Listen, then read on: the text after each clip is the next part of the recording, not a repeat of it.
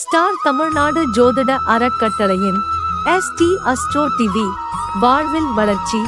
ST astro டிவியை கண்டு மகிழுங்கள்.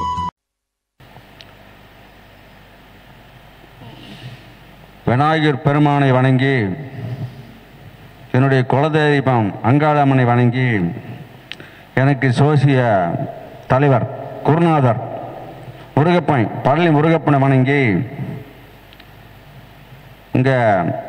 இந்த சங்கத்தின் பொறுப்பாளி அனைவரையும் வாழ்த்தி, வீடியோ எடுக்கும் நண்பரையும் வாழ்த்தி, அந்த உரிமையாளருக்கும் நன்றி தெரிவித்து, இங்கே வந்திருக்கும் இளைஞர்களும் மூத்தவர்களையும் பாராட்டி, சோசிய கலை பெரும்பொருள், அந்த கலையை சிறப்பாக கற்றுக்கணும் அப்படிங்கிற எண்ணங்கள் வளர்த்து இருந்தாவே போதும், நம்ம சோசியத்தை வலிமையாக கற்றுக்க முடியும். ஒவ்வொரு நாளும் கருத்துக்களை தேடி கொண்டு இருக்கணும். அப்போதான் சோசியம் நல்லா வரும் அப்படிங்கிறத மறந்துடக்கூடாது. எதை கற்றுக்கிட்டதே அப்படியே வச்சுக்கிட்டே காலம் தள்ளக்கூடாது. அடுத்தப்பல பயிற்சி எடுக்கணும். பயிற்சி எதுக்கு எடுக்கணும்? நமக்கு காசு வாங்க அல்ல, மக்களுக்கு விழிப்புணர்வு ஏற்படுத்துறதுக்கு. அதுதான் ஒவ்வொரு சோசியல் கேரண்டியும் அதிகமாக இருக்கணும். வாங்க அப்புறம் முடிச்சுக்கலாம், நீங்கள் எல்லாத்துக்கும் கொடுங்க. அதாவது நான் சொல்வது பெரும்பொருள் சாதகம். நாம் வாழ்வதற்கு பொருள் தேடுறதுக்கு மட்டும் அது சொல்லக்கூடாது. மக்களுக்கு உபயோகப்படணும், மக்களுக்கு விழிப்புணர்வு ஏற்படணும், மக்களுக்கு பாதகம் இல்லாமல் நாம் சொல்ல பயிற்சி எடுத்துக்கணும். இது மிக மிக முக்கியம். இது ஏன் சொல்கிறேன்னா, அந்த ஒரு சாதகம் பார்க்க வரும்போது பல துன்பத்தில் வருவார்கள். சோசியக்காரர் சாமிக்கிட்ட போனால் ஒன்றும் பண்ணாது. சோசியக்காரர்கிட்ட போய் என்னதான் நடக்குது நம்ம குடும்பத்தில், அடுத்தவள விழிப்புணர்வு ஏற்படுமா படாதா, இதுக்கோசரம் வருவார்கள். அவங்கள நாம் பார்க்கும்போதோ அவங்கக்கிட்ட பேசும்போதோ அவங்களுடைய நிலைமை அறிஞ்சு சாதகம் சொல்லணும். இவங்க இந்த நிலையில் வந்திருக்காங்க, அந்த பொருள் நமக்கு தேவை. அப்போ அதை நாம் தெரிஞ்சுக்கலினாவே அவங்களுக்கு சோசியத்தை அவங்க எதிர்பார்த்தபடி சொல்ல முடியாத போயிடும். தான் சொல்லும் கருத்துக்கள் எல்லாம் அனைத்தும் உபயோகத்துக்கு நம்ம கொண்டு வந்தோம்னா சோசியம் பார்க்கும் வரும் மக்களுக்கு பெரும் உதவியாக இருக்கும். அப்போ ஒரு சாதகத்தை கம்மியான நேரத்தில் பார்க்கக்கூடாது. சாதகத்துக்கு நேரம் அதிகமாக எடுத்துக்கணும். ஒரு 20 நிமிஷத்தில் பார்த்தா என்ன சொல்லிவிட முடியும்?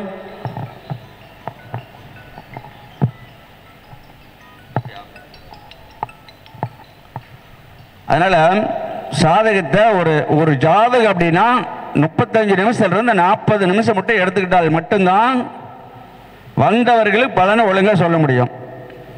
20 நிமிஷம் எடுத்துக்கிட்டோம்னா அவங்க வந்த வருத்தத்தை விட அதிகமாக வருத்தத்தோடு போவாங்க.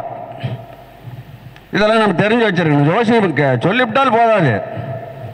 ஜோசியன்னா ஜோசியக்காரராகவே இருக்கணும். அந்த அருமையாக சொல்லுவார் ஐயா, அவர் சொன்னதெல்லாம் கரெக்டாக நடந்துச்சு. நல்லா கனிவாக வேறு பேசுவார். என்ன சொல்லுவாங்க, இந்த கடிசெல்லாம் பேசாமல் கனிவாக பேசுவார் ஐயா. அந்த மக்கள்கிட்ட கனிவாக பேச கற்றுக்கணும். ஒரு சிலர் சோசிய புக்களை என்னத்தை பார்ப்பாங்களோ தெரியல, இப்படி எடுத்து போடுவாங்க. தவறு இல்லையா? அது அரும்பாடுபட்டு அந்த சாதகத்தை கொண்டாந்து உங்ககிட்ட காட்டுறாங்க. அதில் உள்ள விளக்கத்தை சொல்லு, அதை விட்டு இப்படி தூக்கி போடுறது. தூக்கி போடும்போது அவன் மனசு என்ன பாடுபடும் தெரியாதா? சோசியக்காரர் அப்படி இருக்கணும். அப்படிலாம் இருக்கக்கூடாது. ஜனங்களை கனிவாக பேசணும். ஜனங்க தான் நமக்கு லட்சுமி. ஜனங்க 10 ரூபா கொடுத்தாதான் நம்ம பயனடைய முடியும்.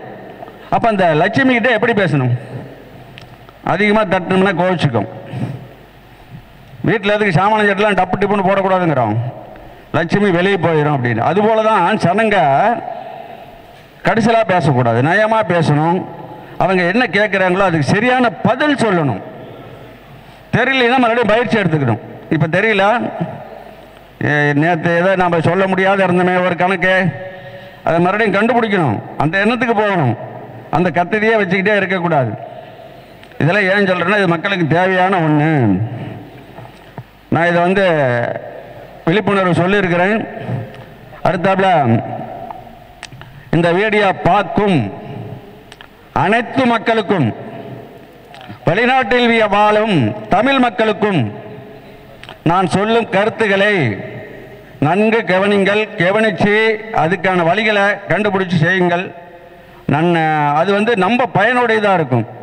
இந்த ஏன் நான் எல்லாத்தையும் சொல்கிறேன்னா, சாதகத்தை 22 வயசுலேயே தோஷங்கள் இருக்குதான்னு பார்க்கணும். பார்க்கறதில்ல.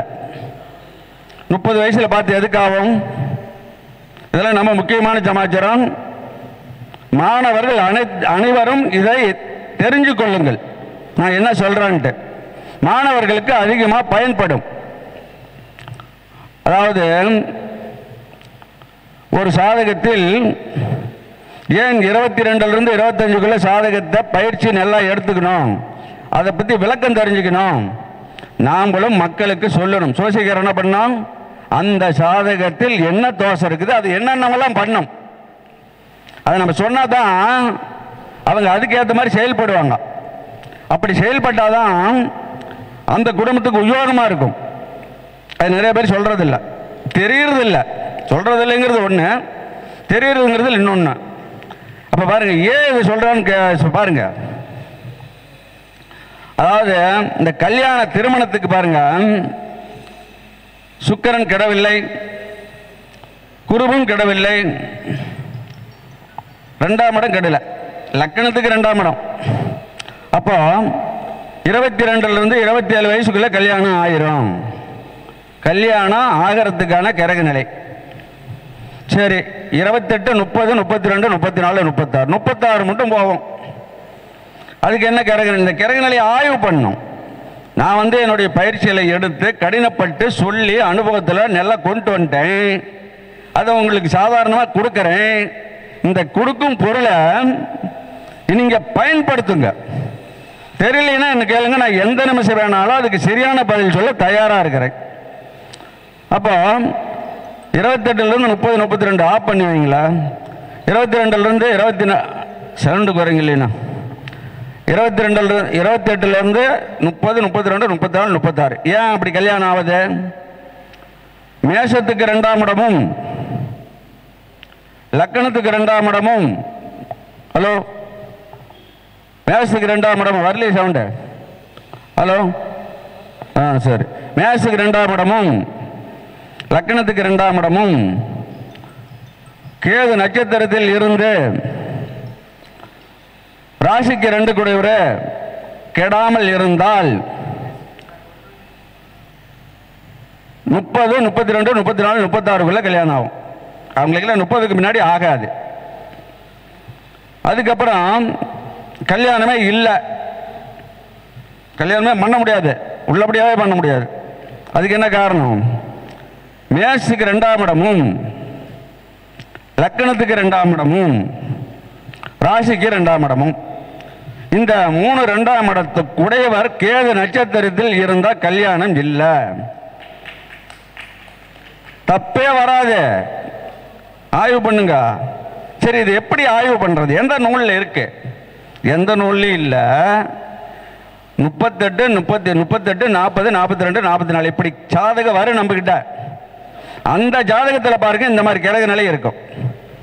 அப்ப ஜாதகத்துக்குள்ளேயே ஜாதகத்தை கண்டுபிடிக்கணும், நூலில் போய் படிக்க தேவையில்லை.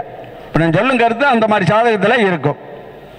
34க்கு மேலே போனாவே 3 பக்கமும் கேது நட்சத்திரம் வந்துடும். சரி, அந்த ஜாதகத்துக்கு நாம்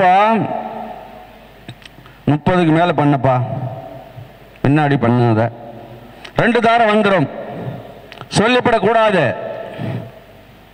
அந்த ஜாதகத்துக்கு தான் 22லேயே பொண்ணு பார்க்க ஆரம்பி, 23லேயே மாப்பிள்ளை பார்க்க ஆரம்பி.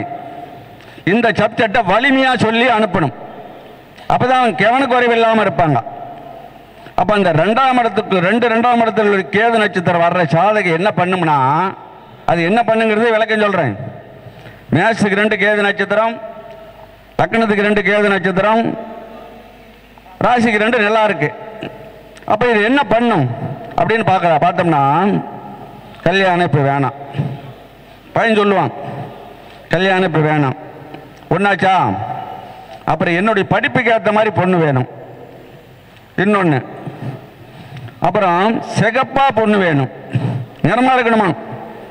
இது சரி, பையன் எதுவுமே பண்ணல, அப்பா அம்மா வசதிக்கு பொண்ணு கேட்பாங்க. அப்போ எப்படி தடைப்படுதுன்னு பாருங்க. என் வசதிக்கு ஏற்ற மாதிரி வசதி வேணும் அப்படின்னு எதிர்பார்ப்பாங்க. அப்புறம் இத்தனை கோளாறு வரும். நாம் என்ன சொல்லணும்னா, அது மட்டுமல்ல, தப்பி தவறி கல்யாணம் பண்ணிவிட்டாங்க, அந்த பொண்ணை துன்பப்படுத்தினா போனால் வராதான், எதிர்பாராது நடந்துருது. அந்த பொண்ணை மாமனாரோ மாமியாவோ இல்லை வீட்டுக்காரரோ அவங்க வீட்டில் தாய் தந்த வலிமை இல்லாமல் இருப்பாங்க, ஆதரவு இல்லாமல் இருக்கும். இதை எதை சொன்னாலும் கேள்வி கேட்கறதுக்கு ஆள் இல்லைங்கிற எண்ணங்கள் வளர்ந்துக்கும். அந்த மாதிரிலாம் இருக்கக்கூடாது. ஒரு பெண் இந்த மாதிரி நிலையில் இருக்கும்போது அதை குலதெய்வம் மட்டும் பாதுகாக்கணும். அப்போ தான் நம்ம குடும்பம் வளரும். அதெல்லாம் இல்லாமல் குடும்பப்படுத்துகிற நிலைகளை நிறைய பேர் கையில் வச்சிருக்கிறாங்க. அதெல்லாம் தவறு. அதுக்கு அடுத்தாப்புல கல்யாணம் பண்ணுறதே சிரமம், பண்ணிவிட்டு அந்த பொண்ணை இதே அதையும் பண்ணி துரத்து விட்டுருவாங்க. மறுபடியும் கல்யாணம் எங்கே போய் பண்ணுவேன்? முடியவே முடியாது, போனால் வராது பொண்ணு. அப்போ அந்த வரக்கூடிய பொண்ணை குழந்தை மாதிரி பார்த்துக்கணுமா. எப்போ 2 குழந்தை மட்டும் அந்த குழந்தை மாதிரி பார்த்துக்கிட்டே தான் இவனுக்கு வாழ்க்கை. அகராஜ் பண்ணிவிட்டான், போனால் வராது, தனிமரமாக இருக்கிற சூழ்நிலை உருவாயிரும். இது மாதிரி நிறைய இருக்கு. நான் அந்த அனுபவத்தில் பார்த்துறதுனால தான் இதை வெளிப்படுத்துகிறேன். இந்த மாதிரி நடந்துக்கிறவங்களுக்கெல்லாம் இந்த நான் சொல்லும் கருத்துக்கள் உபயோகத்துக்கு வரும். அதுக்கோசரமே இதை நான் சொல்கிறேன். அதுக்கு அடுத்தாப்புல இந்த 3 2ஆம் இடமும் கேது நட்சத்திரம் இந்த ஜாதகம் ஏற்கனவே ஒரு வீடியோவில் சொல்லியிருந்தேன். இருந்தாலும் இன்னொரு முறை சொல்கிறேன், நல்லா கவனமாக கேளுங்க. ஒரு பையனுக்கு 46 வயசு, அவனுக்கு இளையவனுக்கு 44 வயசு, இன்னொருத்தவருக்கு 42 வயசு. அப்போ 3 பேர்த்துக்கு கல்யாணம் ஆகலை. ஒரே குடும்பத்தில் எப்படி 3 பேர்த்துக்கு கல்யாணம் ஆகாத நிலை வந்துச்சு? அதாவது 7 லட்ச ரூபா கல்யாண செலவு பரிகார செலவு பண்ணதாக அந்த தம்பியே சொன்னாப்புல என்கிட்ட. இவ்வளவுலாம் பண்ணோம்னா கல்யாணம் ஆகலை. அப்போ என்ன அந்த சாதகத்தில் இருந்துச்சு, ஏன் கல்யாணம் ஆகலை அப்படின்னா, மேஷத்துக்கு 2ஆம் இடம் முதல் பையன் ஜாதகத்தில் மேஷத்துக்கு 2ஆம் இடம் கேது நட்சத்திரம், லக்கணத்துக்கு 2 குடைவர் கேது நட்சத்திரம், ராசிக்கு 2 குடைவரும் கேது நட்சத்திரம். அப்போ 3 2ஆம் இடமும் கேது நட்சத்திரம் வந்ததுனால் மூத்த பையன் 46 வயசு பையனுக்கு கல்யாணம் ஆகல. அடுத்த தம்பி 44 வயசு, சரி அவருக்கே கல்யாணம் ஆகல. அதே ஜாதகத்தில் ஆய்வு பண்ணுறோம், ஏன் கல்யாணம் ஆகல. மேஷத்துக்கு 3ஆம் இடம்னா முதல் தம்பி, நான் மேஷ மையமாக வச்சு தான் எடுப்பேன், அதனால உங்களுக்கு அதே விளக்குறேன். லக்கணத்துக்கு எடுக்கிறது இல்லை, நான் எப்பயுமே எடுக்க மாட்டேன். அப்போ மேஷத்துக்கு 2ஆம் இடம் 3ஆம் இடம் தம்பி, அதுக்கு 2ஆம் இடம் அவனுக்கு குடும்பம். அப்போ பாருங்க, 4ஆம் இடம் குடும்பம் யாருக்கு? முதல் தம்பிக்கு. லக்கணத்துக்கு 4ஆம் இடமும் மேஷத்துக்கு 4ஆம் இடமும் ராசிக்கு 4ஆம் இடமும் அதே கேது நட்சத்திரம். எப்படி அந்த கணக்கை ரவுண்டு கட்டிக்கிட்டே இருக்குது பாரு அந்த நட்சத்திரம். அப்போ முதல் தம்பிக்கு கல்யாணம் ஆகலை. சரி, இன்னொரு தம்பிக்கு ஏன் கல்யாணம் ஆகல? 2ஆவது தம்பிக்கு 5ஆம் இடம் 2ஆவது தம்பி, அது சிம்மம், அதுக்கு பக்கத்து வீடு அவனுக்கு குடும்பம், அது கன்னி. 3 6ஆம் இடமும் கேது நட்சத்திரம். இப்படி எல்லாம் கூட கிழக்கு அமையுமா? அவனுக்கு கல்யாணம் ஆகல. அப்போ ஒரே குடும்பத்தில் 3 பேருக்கு கல்யாணம் ஆகாததுக்கு கேது நட்சத்திரமே காரணம். கல்யாணம் ஆகாத ஜாதகம் எல்லாம் கேது நட்சத்திரம் தான் காரணங்கிறத மறந்துடாதீங்க. வேற எதையும் தொலைవ வேணாம். எந்த ஜாதகத்திலாம் கல்யாணம் லேட்டோ அந்த ஜாதகத்தில் பார்த்தீங்கன்னா 2 2ஆம் இடம் இல்லைன்னா 3 2ஆம் இடம் கேது நட்சத்திரம் தொடர்பு கண்டிப்பாக வரும். அதை எப்படி ஆய்வு பண்ணுங்கிற விளக்கமும் சொல்லியிருக்கேன். 30க்கு மேலே வர்ற ஜாதகத்தையெல்லாம் பார்த்தீங்கன்னா 2 2ஆம் இடம் கேது நட்சத்திரம் வரும். 36க்கு மேலே இருக்கிற ஜாதகத்தையெல்லாம் பார்த்தீங்கன்னா 3 2ஆம் இடமும் கேது நட்சத்திரம் வரும். இவ்வளவுதான். அப்போ இவங்களை திருத்தணும். எப்படி திருத்துறது? 23 வயசுல இருந்து அவங்களை திருத்திக்கிட்டு வரணும் ஜோசியக்காரர். கல்யாணத்தில் ஏமாந்துருவீங்க, பார்த்து பண்ணுங்க, கவனக்குறைவாக இருந்துடாதீங்க, ஜாதகத்தை லேட்டாக விடாதீங்க அப்படின்னு அறியாம அவங்களுக்கு அறிஞ்ச நாம விளக்கத்தை அதிகமாக சொல்லி மண்டையில் ஏறுற மாதிரி சொல்லி அனுப்பணும். அது அந்த குடும்பத்துக்கு நாம் செய்யும் பெரும் புண்ணியம். இதை நல்லா நன்கு கவனிச்சுக்குங்க. இப்படியெல்லாம் நம்ம போகணும். 10 பைசா சம்பாதிக்கிறதுக்கோசரம் உட்கார்றதை விட நம்மளுடைய வேலையை என்ன? சனங்களுக்கு விழிப்புணர்வு ஏற்படுத்தணும், மக்களை பாதுகாக்கிறது. கடவுள் மட்டுமல்ல, சோசியக்காரர்கிட்டே அந்த தன்மை இருக்கு. அதை நம்ம அந்த மாதிரி இருந்து கற்றுக்கணும். அதை தான் இப்போ நான் சொல்லிட்டு இருக்கிறேன். ஏன்னா நான் இப்போ 9000 ஜாதகம் பார்த்துருக்கேன். நம்ப மாட்டீங்க. 9000 ஜாதகத்தில் எத்தனை அனுபவத்தை நான் பார்த்துருப்பேன்.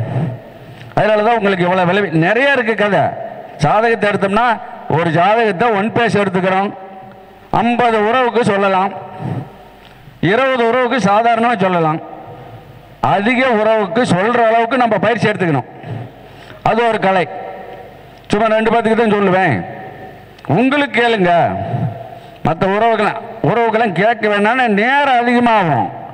மற்ற உறவுக்கு சொல்கிறதே நமக்கு ஒரு பயிற்சியாக ஆயிடும். எல்லா உறவும் சொன்னோம்னா நான் யாருக்கு வேணாலும் சொல்லுவேன், எதுக்கு வேணாலும் கேளு. அந்த துணிச்சலாக சொல்கிறோம்ல, அந்த பயிற்சி நம்மக்கிட்ட இருக்கணும். அப்போ அதிக நேரம் எடுத்து அதை விளக்கம் சொல்லும்போது நமக்கு பயிற்சி வந்துக்கிட்டே இருக்கும். அது ஒரு சப்ஜெக்ட். இப்படி இந்த கல்யாணத்துக்கு விளக்கம் சொன்னேன். செவ்வாய் கேது நட்சத்திரம் கல்யாணத்தில் நாட்டம் இல்லாதே இருப்போம். நல்லா கவனமாக கேட்டுங்க. செவ்வாய் கேது நட்சத்திரம் அஸ்வினி மக மூலம் எது வாங்கினாலும் அந்த கல்யாணத்தில் அக்கறை இருக்காது. ஏதோ அப்பா அம்மா பட்டி வைப்பாங்க. அப்போ அந்த ஜாதகத்துக்கெல்லாம் நம்ம சொல்லி வைக்கணும். இவன் அதில் நாட்டம் இல்லாமல் இருப்பாமா, எனக்கு 30க்கு மேலே கல்யாணம் பண்ணிக்கிறேன் அப்படின்னு சொல்லுவான். நீங்கள் அப்படி விட்டுறாதீங்க. கல்யாணம் பண்ணுற வேலையை கொஞ்சம் தீவிரமாக எடுத்துக்குங்க. நான் கல்யாணத்துக்கு மட்டும் ஏன் இவ்வளோ சொல்கிறேன்னா, கல்யாணம் ஆவாத ஜாதகம் குப்பையாட்ட வருது. அது சீர்திருத்தம் ஆகிறதுக்கு தான் இந்த கல்யாண பிரச்சனையை மட்டும் இவ்வளோ நேரம் நான் பேசிகிட்டு இருக்கிறேன். மற்ற சப்ஜெக்ட் நிறையா இருக்குது.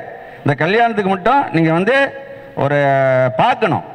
அதாவது நம்ம 2 2ஆம் இடம் கேது நட்சத்திரம் இருக்கும். ஒரு 2ஆம் இடத்தை மாந்தி தொடர்பு கொள்வார். அந்த ஜாதகத்துக்கு போய் நம்ம தெரியாதனமா என்ன சொல்லுவோம் தெரியுமா? 30க்கு முன்னாடி பண்ணிவிடாத, 2 தாரம் வந்துடும். 30க்கு மேலே பண்ண 1 தாரம். அந்த பழமையே நம்மக்கிட்ட வரக்கூடாது. 2 தாரம் விதி இருந்தால் நடந்துட்டு போகுது. இளமையிலே கல்யாணம் பண்ண சொல்லுங்க. அது நாம் அந்த கல்யாணத்துக்கு எடுப்பானே. ஆனால் பொண்ணு வரும். இந்த சோசியக்காரர் சொன்னதை நினச்சிட்டு வேணாமா, இதுக்கெல்லாம் நாம் காரணமாயிடுறோமில்ல. ஜாதகத்தில் இதையெல்லாம் பார்த்து நாம் ஆய்வு பண்ணி அவங்களுக்கு விளக்கம் சொல்லணும். இந்த கல்யாண சப்ஜெக்ட்டுக்கு மட்டும் எவ்வளோ தூரம் சொன்னேன். அதுக்கு அடுத்தப்பல மறுபடியும் வேறு சப்ஜெக்ட்டுக்கு போகிறேன். கல்யாண சப்ஜெக்ட் இவ்வளோ தூரம் பேசுனது அனாவசியமே நினச்சிடாதீங்க. மிகப்பெரிய பொருள், மக்களுக்கு உபயோகமுடைய கருத்துக்கள். 22ல் எந்த ஜாதகம் வந்தாலும் அவங்க என்ன கேள்வி கேட்டாலும் கல்யாணத்து சப்ஜெக்டே நாம் பார்த்துக்கணும். கல்யாணம் எந்த நிலையில் ஆகிற மாதிரி இருக்குது அப்படின்னு அந்த பயிற்சி எடுத்து அவங்களுக்கு தெரியப்படுத்தி பண்ணணும். அப்படி தெரியப்படுத்தாத நம்ம அவங்க கேட்கறதுக்கு மட்டும் பதில் சொல்லிவிட்டு ஜாதகத்தை மடக்கி கொடுத்தோம்னா அப்படியே வருஷங்கள் போயிடும். அந்த வருஷங்கள் போகிறதுக்கு நாமளே ஒரு காரணமாயிடுவோம். அதுக்கு தான் இவ்வளோ தூரம் சொல்லிகிட்டு இருக்கிறேன். இது ஒரு அமைப்பு. இந்த அமைப்பை கையில் எடுத்துங்க. டவுட் இருந்தால் என்னை கேளுங்க. எந்த கேள்வி கேட்டாலும் நான் பதில் சொல்ல தயாராக இருக்கிறேன். அதுக்கு அடுத்தாப்புல ஒரு ஜாதகத்தில் செவ்வாய் தான் ஜாதகர், லக்கணம் அல்ல. இதை பயிற்சி கருத்துக்கு நல்லா இருக்கும். செவ்வாய் ஒரு ஜாதகத்தில் சுயச்சாரம் பெற்றிருக்கிறார். அவர் எப்படி இருப்பார்? வறுமையை கண்டு வாட மாட்டாராம், தைரியமா வாழ்வாராம், சொந்த பந்தத்தை அரவணைப்பாராம். அது மட்டுமல்ல, கடன் வாங்கும் பழக்கம் இருக்காதாம், கடன் வாங்குவதை குறைச்சு கொள்ளுவார். அதே மாதிரி மற்றவங்களை ஏளனமாக நினைக்கிற தன்மை அவங்ககிட்ட இருக்காதான். நண்பர்களுக்கு உதவி செஞ்சுட்டு அந்த உதவியை திரும்ப எதிர்பார்க்க மாட்டாராம். அப்போ செவ்வாய் சுயச்சாரத்தில் இருந்தால் அந்த ஜாதகர் உத்தமனா வாழ்வான் அப்படி சொல்லணும். அவங்ககிட்ட மாற்று வழியே இருக்காது, அப்படியே இருப்பார். சுயச்சாரத்துக்கு அப்படி ஒரு மதிப்பு இருக்கு. சுயச்சாரத்தில் செவ்வாய் இருந்தால் சொந்த வீடு இருக்கணும்னு சொல்லணும், சொந்த வீடு இருக்கும். சரி, இல்லை கட்டுவார், எப்போ கட்டுவார் அதையும் சொல்லிடலாம். பெரிய கடினமான கணக்கு இல்லை. எப்போ கட்டுவாருங்கிறது எப்படி சொல்றது? வீடு கட்டுறது சொல்ல தெரியணும்ல. மேஷத்துக்கு 4ஆம் இடம் சந்திரன், அவிட்டம், சித்திரை, மிருகசீரம் இந்த நட்சத்திரத்தில் சந்திரன் இருந்தால் அவருக்கு வீடு கட்ட தகுதி உண்டு. அந்த திசைய புத்திய வரணும். அதே சுக்கிரன் 4 சுக்கிர நட்சத்திரத்தில் இருந்தால் அந்த திசைய புத்திய வந்தால் அதில் வீடு கட்டுவார். அதே மாதிரி சந்திரன் திருவோணம், அஸ்தம், ரோகிணி இந்த 3 நட்சத்திரத்தில் 4 இருந்தாலும் அந்த தசா புத்தியில வீடு கட்டுவார். இவ்வளவுதான். வீடு கட்டுறதுக்கெல்லாம் கடினமே கிடையாது, கடின கணக்கே இல்லை. இந்த 9 நட்சத்திரம் மட்டும்தான் வீடு கட்டி கொடுக்கும். வேற நட்சத்திரம் உபயோகப்படாது. குரு நட்சத்திரம் கூட உபயோகப்படாது. அப்போ ஒரே நாளை பார்க்க சொல்லல. நான் மேஷத்துக்கு நாளை பார்க்குறீங்க, இந்த நட்சத்திரம் இல்லை. லக்கணத்துக்கு நாளை பாருங்க, இந்த நட்சத்திரம் இருக்குதான்னு பாருங்க. இல்லை, இந்த நட்சத்திரம் வாங்கினீங்க 4 கோடிகளை பார்க்குறாங்களான்னு பாருங்க. இப்படியெல்லாம் எடுக்கணும். இந்த 4 கோடிகள் அந்த நட்சத்திரத்திலே இல்லை. இந்த 9 நட்சத்திரம் வாங்கின கிரகம் அந்த 4 கோடிகளை பார்த்தால் அந்த தசாபத்தியில வீடு கட்டுவாங்க. அப்போ மேஷத்துக்கு நாளே எடுக்கலாம் வீடு கட்ட, லக்கணத்துக்கு நாளே எடுக்கலாம், ராசிக்கு நாளே எடுக்கலாம். இந்த 3 நாளுக்குள்ள தான் வீடு கட்டும் கணக்கு இருக்கு. வீடு கட்டும் கணக்கு வேற எதுலையும் போய் தொலைవ தேவையில்லை. இந்த 3 4ஆம் இடம் அவ்வளோதான். இதுக்குள்ள நம்ம ஆய்வு பண்ணோம்னா வீடு கட்டுற கணக்கை நம்ம எடுத்து அவங்களுக்கு கரெக்டாக சொல்லிவிட முடியும். நான் வீடு கட்டுறதுக்கு நிறைய சொல்லியிருக்கிறேன். இப்போ போன வாரம் கூட பாரு, ஈரோட்டிலேருந்து ஒரு குடும்பம் வீடு கட்டுறதுக்கு கேட்டாங்க. அப்போ பார்க்கும்போது வீடு கட்டுறவங்க கணவன் மனைவி 2 ஜாதகத்திலே இருக்குது. அப்போ வீடு கட்டுன்னு சொன்னேன். 3 மாதத்தில் வீடு கட்டுன்னு ஒரு ஆளுக்கு சொல்கிறேன். சிரிக்கிறார். ஏப்பான்னு கேட்டா, ஏப்பா கடை ஊர்பட்டது இருக்குது, வீடு 3 மாதத்தில் கட்டுவேன்னு சொல்கிறேன், அதான் சிரிப்பு வருதுங்கிறார். 3 மாதத்தில் கட்டினார். அப்போ வீடு கட்டுறதுக்கு நம்ம சொன்னோம்னா தப்பக்கூடாது. அதனால வீடு கட்டுறதுக்கு கேட்டாங்கன்னா ஒரே ஜாதகத்தை வாங்கிட்டு குழப்பாதீங்க. வீடு கட்டுறதுக்கு யார் கேட்டாலும் குடும்ப ஜாதகத்தை கொண்டு வர சொல்லி பாருங்க. ஏன் குடும்ப ஜாதகத்தை சொல்றேன்? ஒரு குடும்ப ஜாதகத்தில் 4 ஜாதகம் இருந்தா 4லயும் ஒரே டைம்ல வீடு கட்டுற அமைப்பு இருக்கும். ஒரு குடும்ப ஜாதகத்தில் ஒரு ஜாதகம் மட்டும் வீடு கட்டுற அமைப்பு இருக்கும், 3 ஜாதகம் இருக்காது. அப்ப நீங்க வீடு கட்டுறது அமைப்பில்லாத ஜாதகத்தை உங்ககிட்ட கொண்டாந்து ஒரு ஜாதகம் பார்த்தாங்கன்னா வீடு கட்டுறது எப்படி சொல்ல முடியும்? அப்ப வீடு கட்டுறதுக்கு கேட்டால் குடும்ப ஜாதகத்தை கொண்டு வாங்கன்னு சொல்லி குடும்ப ஜாதகத்தை கொஞ்சம் நேரத்தை அதிகமாக எடுத்து ஆய்வு பண்ணுங்க, கண்டிப்பா அதை சொல்லிவிட முடியும்.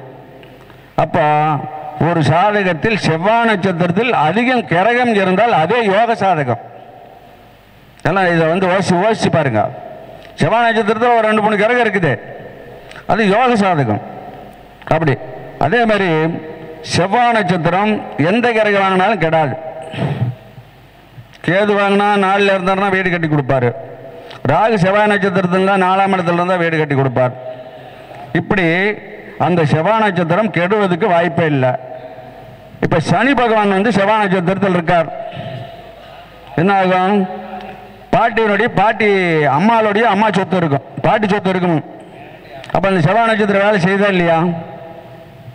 செவ்வாய் நட்சத்திரம் எந்த விதத்திலையும் கெடாது. குரு செவ்வாய் நட்சத்திரத்தில் இருக்கார், தந்தை மேல் சொத்து இருக்கும். சொல்லுங்க, இல்லைன்னு சொன்னா கேளுங்க. சுக்கிரன் செவ்வாய் நட்சத்திரத்தில் இருக்கார், தாய் மேல் சொத்து இருக்கும். அப்ப 10ஆம் இடம் அப்படின்னா சனி பகவான், அவர் செவ்வாய் நட்சத்திரத்தில் இருக்கார், அம்மாளுடைய அம்மா சொத்து இருக்கும். இப்படி இந்த சொத்துக்கு எடுத்தால் எந்த உறவு எடுக்கிறோமோ அதுக்கு 4ஆம் இடம் சொத்தாக எடுக்கணும். இவ்வளோதான். அம்மாவுடைய அப்பா, அப்பாவுடைய அம்மா, இவங்களுக்கு 2 பேருக்கும் சொத்து இருக்குதான்னு பார்க்கணும். எப்படி பார்க்குறது? மேஷத்துக்கு 4ஆம் இடம் அம்மா கடகமாகவும், அதிலிருந்து 9 அம்மாவுடைய அப்பா, இப்படி எடுக்கணும். அதே மாதிரி 9ன்னா குரு வந்து அப்பா, அப்பாவுக்கு சொத்து, அதிலிருந்து 4ஆம் இடம் அப்படி எடுக்கிற போது இந்த குரு வந்து அம்மாவுடைய அப்பாவுக்கு இடமும் அப்பாவுடைய அம்மாவுக்கு இடமும் அந்த கிரகம் வந்து உறவு முறையாக வருது. அதிலிருந்து 4ஆம் இடம் புதன் தான், தனுசு தான் அவங்களுக்கு வீடு இடம். அப்போ புதன் வந்து செவ்வாய் நட்சத்திரத்தில் இருந்தாலும் சுக்கிர நட்சத்திரத்தில் இருந்தாலும் அந்த பாட்டி பாட்டனுக்கு சொந்த வீடு இருக்கும், இல்லாத போவாது. இந்த வீட்டு கணக்கு இன்னைக்கு கடினப்படவே வேண்டியதில்லை. எந்த உறவை எடுக்கிறோம் அதுக்கு 4ஆம் இடம், அந்த உறவை 3 4ஆம் இடமும் நம்ம பார்க்கலாம். லக்கண பிள்ளையா வச்சு ராசிக்கும் பார்க்கலாம், லக்கணத்துக்கும் பார்க்கலாம், மேஷத்துக்கும் பார்க்கலாம். இந்த மாதிரி 3 இடத்தையும் நீங்கள் செக்கப் பண்ணிங்கன்னா ஒரு இடத்துலையாச்சும் அந்த வீடு கட்டுற அமைப்பு இருக்குதான்னு தெரிஞ்சுக்கும். நீங்கள் லக்கணத்திலிருந்து பார்க்குறதையே வச்சுக்கிட்டு இருந்தீங்கன்னா அதை கண்டுபிடிக்க முடியாத போயிடும். அதனால் இந்த விளக்கத்தை நல்லா தெரிஞ்சுக்குங்க. அதுக்கு அடுத்தாப்புல தந்தை மேல் சொத்து இருக்கா, எப்படி கண்டுபிடிக்கிறது? இருக்குதா இல்லையா? குரு மாந்தியோடு இருக்கார், தந்தை மேலே எத்தனை சொத்து இருந்தாலும் வித்து போயிடும், தாத்தா இருக்க மாட்டார். இந்த மாந்தி சதய நட்சத்திரம் என்ன பண்ணும் அப்படிங்கிறத நீங்கள் வந்து உணர்ந்தீங்கன்னாவே சோசியத்தை கடினம் இல்லாமல் சொல்லிவிடலாம். இதை தான் நம்ம நிறைய பேர் எடுக்கிறது இல்லை, மாந்தி பேசுறது இல்லை. முன்னோர்கள் தோஷம் எத்தனை சதவீதம் இருக்குதுன்னு மாந்தியை வச்சு தான் நம்ம கண்டுபிடிக்கிறோம். மாந்தி சதய நட்சத்திரம் இவங்களை வச்சு தான் முன்னோர்கள் தோஷம் 40, 60, 80, 100. ஒரு பெண் சாதத்திலையும் ஒரு ஆண் சாதத்திலையும் 100% ரெண்டுலேயும் முன்னோர்கள் தோஷம் இருந்து அதை சேர்த்து விட்டோம்னா எவ்வளோ கொடுமைப்படுவாங்க தெரியுமா? அவங்க வாழ்நாள் முழுக்க வறுமைக்கோடு, விழிப்புணர்வே இருக்காது, முன்னேற்றமே இருக்காது, அத்தனை துன்பத்துக்கு ஆளாகுவாங்க. அப்போ ஒரு ஜாதகத்தில் முன்னோர்கள் தோஷம் அதிகமாக இருந்தால் ஒரு ஜாதகத்தில் இல்லாமல் சேர்த்தணும். சரிப்பா, இந்த தோஷத்தை எப்படி அப்படி கண்டுபிடிக்கிறதுக்குன்னு வேணுமில்ல. இப்போ சுபகிரகத்தை வந்து எல்லாமே பாவகிரகம் இல்லை. சதய நட்சத்திரம் மாந்தி, இவங்க வந்து குரு, சனி, புதன், செவ்வாய், சூரியன், இவங்களாம் சுபகிரகமாகவே நீங்கள் வச்சுக்கோங்க. பாவகிரகமாக எதையும் எடுக்க வேணாம். இவங்க போய் இந்த 2 பேர் தொட்டால் தான் அது கெடும். இந்த 2 பேர் தொல்லினா கெடாது. அப்போ அந்த 5 கிரகத்தை இந்த சதய நட்சத்திரமாக மாந்தியம் தொடர்பு கொண்டால் 100% முன்னோர்கள் தோஷம் இருக்குது. எல்லா கிரகத்தையும் மாந்தி தொட்டிருக்கோம் ஒரு ஜாதகத்தில் பாருங்க. அப்போ மாந்திக்கு பார்வை என்ன அது வேணா தெரிஞ்சுக்குங்க. மாந்திக்கு பார்வை தெரிஞ்சாதான் எத்தனை பேர்த்த அவர் பார்க்கிறார், பார்க்கிற கிரகத்தினுடைய உறவு என்ன, அந்த உறவு கெட்டிருக்குதா இல்லையாங்கிறத நம்ம ஆய்வு பண்ண முடியும். அப்போ மாந்திக்கு பார்வை அமர்ந்த இடத்துலேருந்து 3ஆம் இடம், 7ஆம் இடம், 10ஆம் இடம், இந்த 3 பார்வை மாந்திக்கு உண்டு. நூலில் போட்டிருக்கிறாங்க 2ஆம் இடம்னு போட்டிருக்காங்க, 11ஆம் இடம்னு வருது. இதெல்லாம் இல்லை, நீங்கள் ஆய்வு பண்ணுங்க, தப்பு வராது. அப்போ இல்லாத ஒன்று கையில் எடுத்துக்கிட்டு தொலைவக்கூடாது. நான் இதெல்லாம் ஒரிஜினலாக எடுத்து பயிற்சி எழுதுறது 3, 7, 10 தாங்கிறது. சனி பார்வை அப்படியே மாந்திக்கு வரும். மாந்தினா சாதாரணம் அல்ல, கொடுமைப்படுத்தும் கிரகம். இறப்புக்கெல்லாம் 2 பேர் தான் காரணம். நம்ம 4வது திசைக்கொள்ளலாம், 6வது திசைக்கொள்ள அதெல்லாம் இல்லை. ஒருத்தர் இறக்குறாங்கன்னா மாந்தி சதய நட்சத்திரம் இல்லாத ஒரு குழந்தை கூட இறக்காது. இறப்புக்கு இவங்க 2 பேர் தான். இவங்களை எடுத்து எடுத்து பேசி பழவங்க. கண்டிப்பாக இறப்பை சாதாரணமாக சொல்லிடலாம், எத்தனை பேர் இறந்தாங்கன்னு சொல்லிடலாம். அப்போ குரு வந்து மாந்தியோடு இருக்கார், சதய நட்சத்திரத்தில் இருக்கார், தந்தை மேல் சொத்து இருக்காது. எத்தனை இருக்காதுன்னு பாருங்க. தந்தை மேல் சொத்து இருக்காது. தங்கம் வித்து போகும், தொலைஞ்சு போகும். சொல்லுங்க, இல்லைன்னு சொன்னா கேளுங்க. என்ன குரு மாந்தியோடு இருந்தாலும் சதய நட்சத்திரத்தில் இருந்தாலும் மாந்தி பார்த்தாலும் சதய நட்சத்திரம் குருவை பார்த்தாலும் அவர் மேலே டச் பண்ணால் வேலை முடிஞ்சது. தந்தை சொத்து இருக்காது. தங்க விற்கும், தொலையும். அம்மாவுடைய அப்பாவுக்கும் அப்பாவுடைய அம்மாவுக்கும் உடல்நிலை பாதிப்பு ஏற்படும். அப்பாவுடைய அப்பாவுக்கு மரணத்தை கொடுக்கும். அப்போ இந்த மாந்தி எவ்வளோ வேலை பண்ணுது? ஒவ்வொரு கிரகமும் மாந்தியோடவும் சதய நட்சத்திரோடும் சேர்ந்தால் என்ன பண்ணுதுங்கிறத விளக்குறேன். இதை நீங்கள் பயிற்சிக்கு எடுத்துங்க.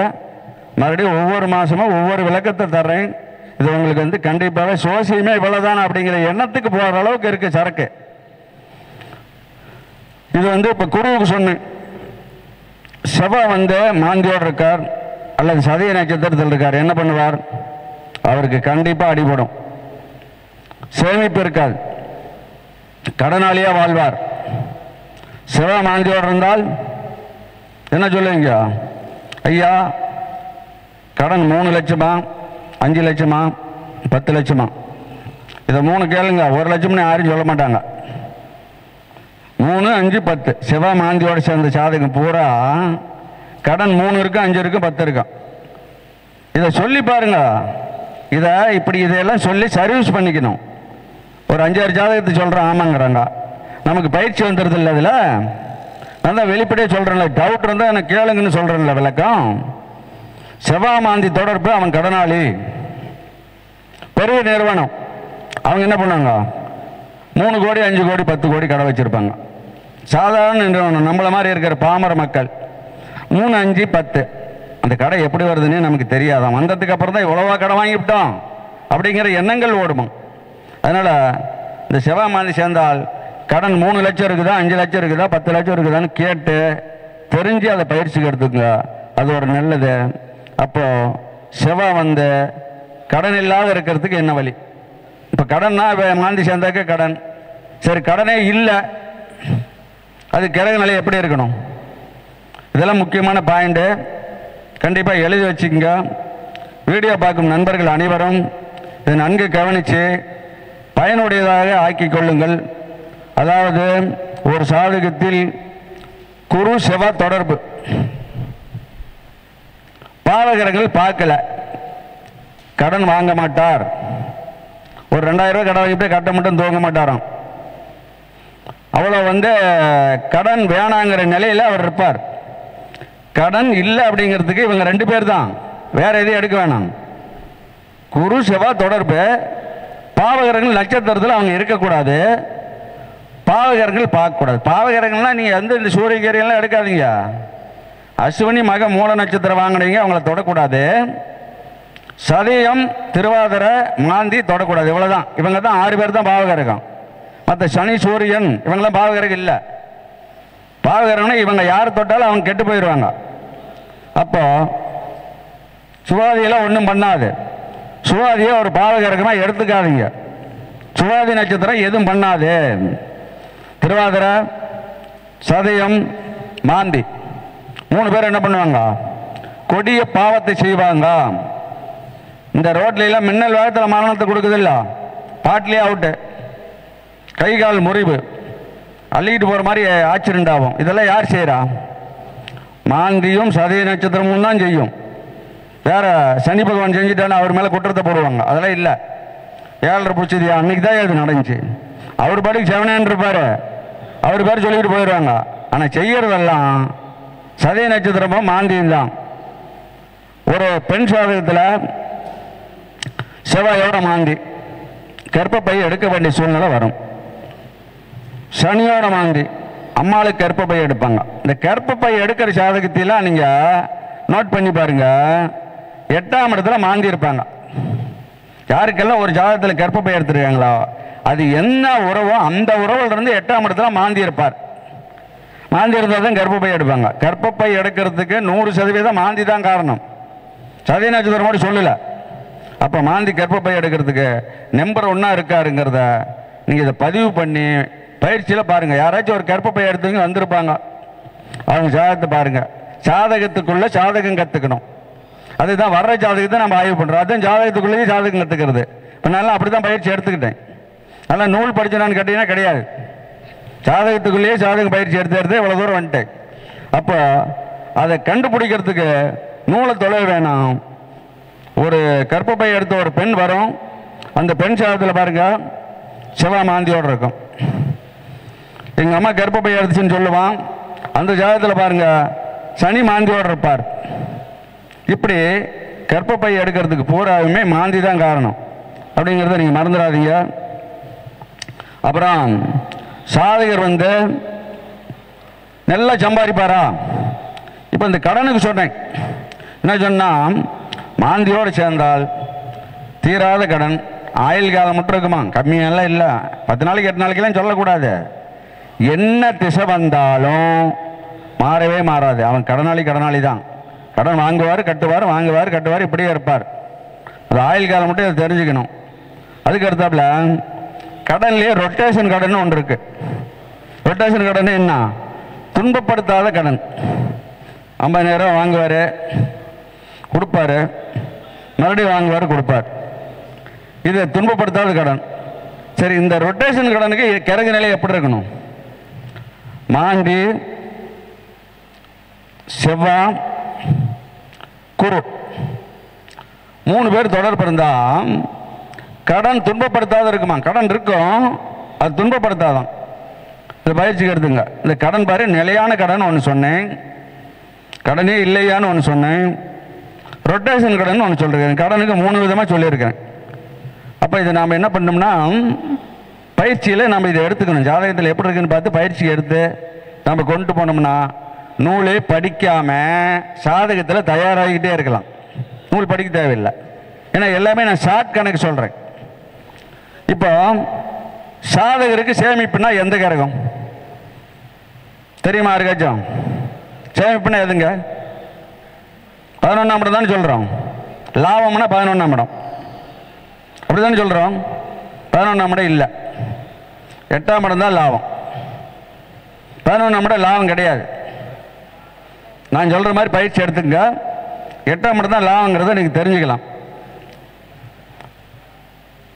மேஷத்துக்கு 10 தொழில், மகரம், அந்த தொழிலுக்கு 11 தான் லாபம்.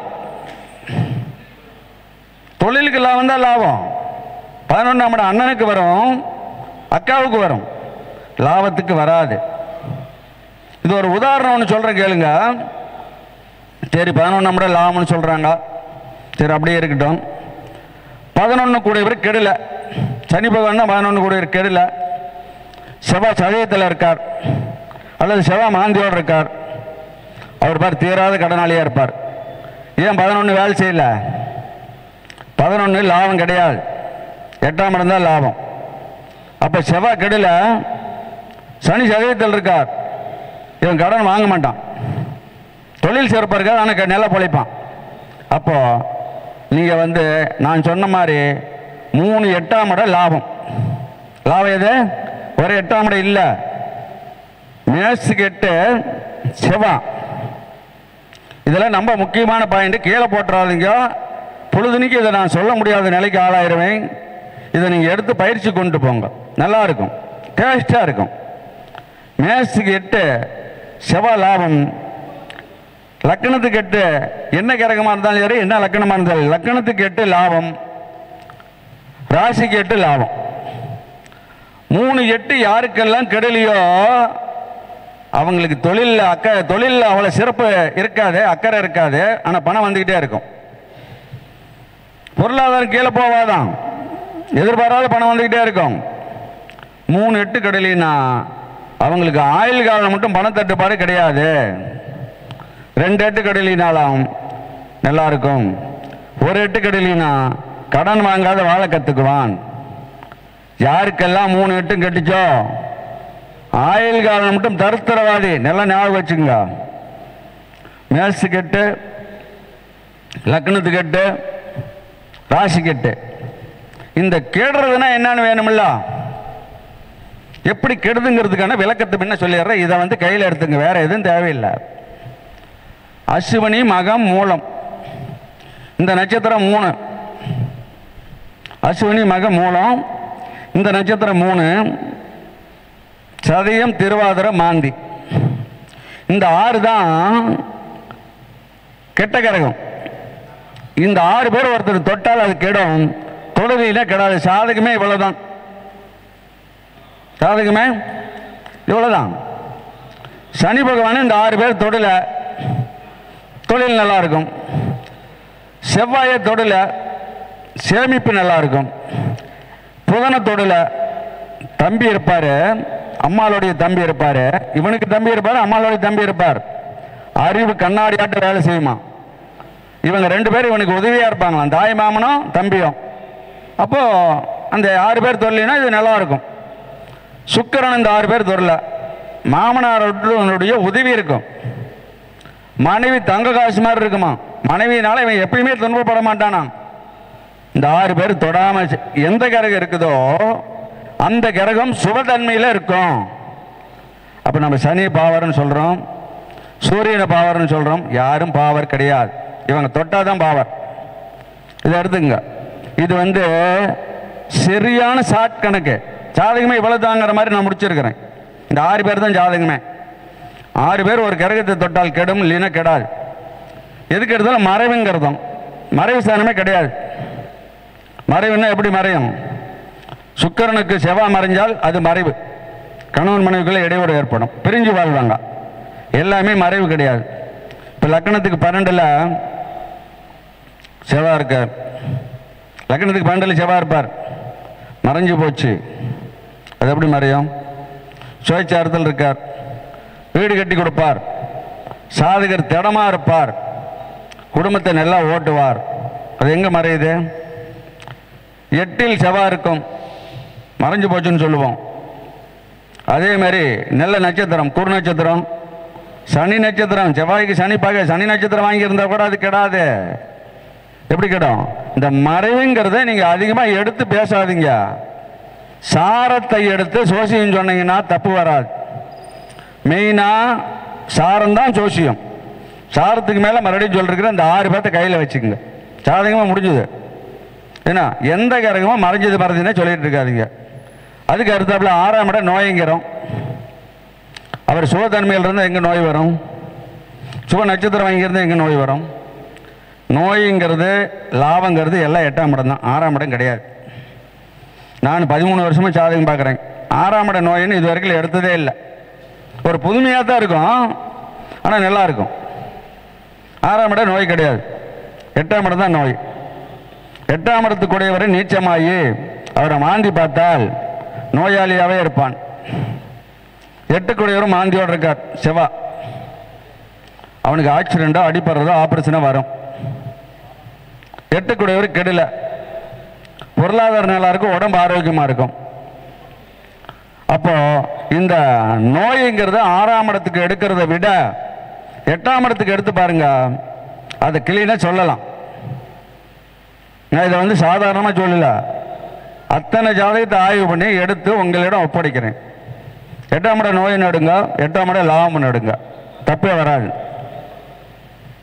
அதே மாதிரி எப்பவுமே செவ்வாய் கெடாமல் இருந்துட்டால் அந்த சாதகரை எப்பயுமே கவனமாக இருப்பாராம் குடும்பத்தில். சரி, இப்போ செவ்வாய் சுக்கிர நட்சத்திரம் வாங்கியிருந்தால் அவர் எப்படி இருப்பார்? இந்த செவ்வாய் என்னென்ன நட்சத்திரம் வாங்கினா எப்படி இருப்பாங்கன்னு ஒரு விளக்கம் தர்றேன். செவ்வாய் சுக்கிர நட்சத்திரத்தில் இருக்கார், அவருக்கு மெத்த வீடு இருக்கும். செவ்வாய் நட்சத்திரத்தில் தான் வீடு இருக்குன்னு சொல்லு. சுக்கிர நட்சத்திரத்தில் இருந்தால் 3 நட்சத்திரத்தில் எதில் இருந்தாலும் சரி டார்ச் வீடு இருக்கும். சொல்லுங்க, இல்லைன்னு சொல்ல மாட்டாங்க. இல்லைன்னு சொல்லலாம், கட்டுற நிலை வரும். 100 பேர்த்துக்கு சொன்னீங்கன்னா 80 பேர்த்துக்கு வீடு இருக்கும், 20 பேர்த்துக்கு இல்லைன்னு சொல்லுவாங்க, கட்டுவேன்னு சொல்லுங்க. அது மட்டுமல்ல, செவ்வாய் சுக்கிர நட்சத்திரம் வாங்கினால் குடும்பத்துக்கு என்ன தேவையோ முன்னோசனையும் அவங்க செஞ்சுக்கிட்டே இருப்பாங்க. நாளைக்கு என்ன தேவை இன்னைக்கே செய்வாங்களாம். குடும்ப ஆலோசனைகளை அப்படி பண்ணுவாங்களாம். குடும்பத்து மேலே அக்கறை செலுத்துவாங்களாம். குடும்பப்பற்று இல்லாத வாழ மாட்டாங்களாம். அப்போ செவ்வாய் சுக்கிர நட்சத்திரம் வாங்கினா எவ்வளோ சிறப்பு கொடுக்குதுன்னு பாருங்க.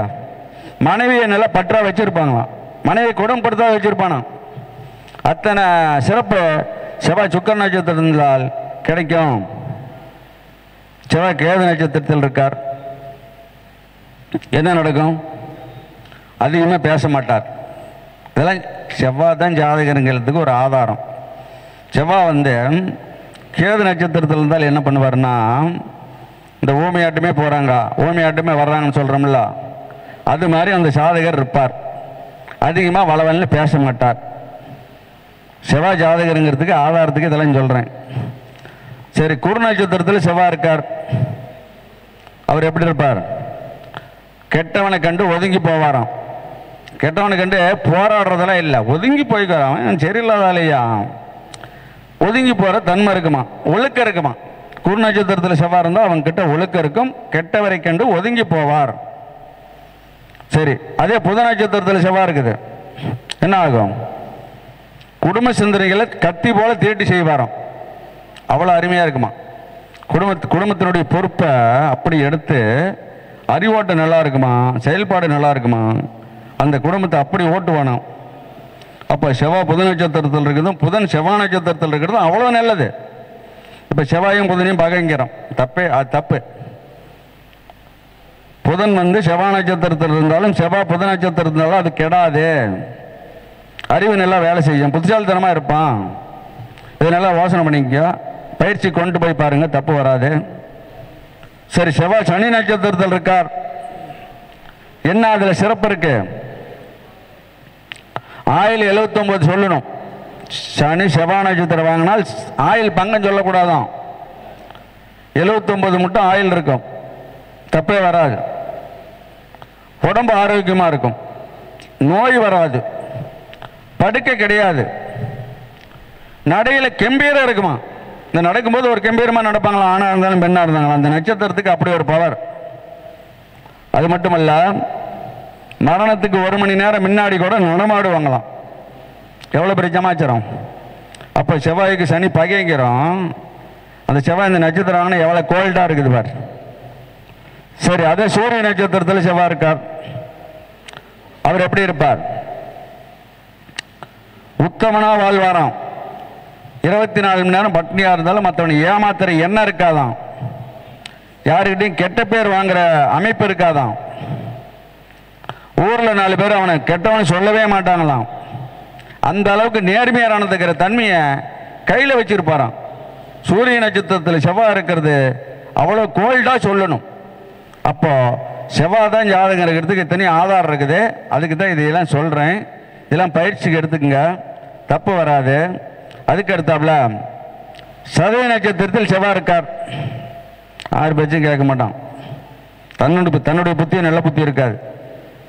செவ்வாய் நட்சத்திரத்தில் சதய நட்சத்திரத்தில் செவ்வாய் இருந்தால் அந்த சாதகன் நல்லவனா திருத்தவே முடியாதான்.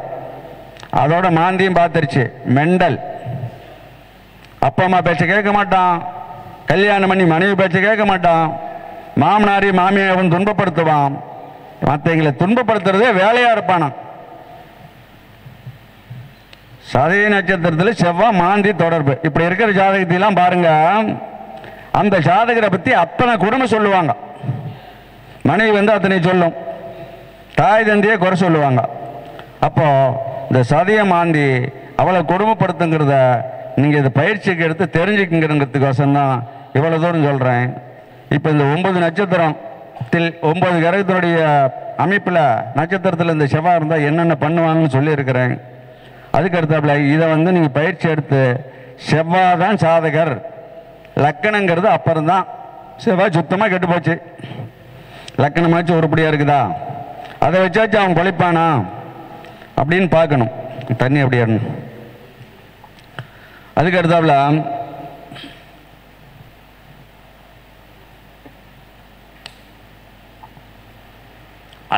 பாருங்க, இந்த சாதகர் செவ்வாய் சதயத்தில் இருந்தால் இந்த மாதிரி கொடுமையெல்லாம் நடக்கும் அப்படின்னு சொன்னு இவர் கெட்டு போனா லக்கணாதிபதி கெடாமல் இருக்கிறான்னு பார்க்கலாம். 1/2 மணி நேரம் பேசலாமா?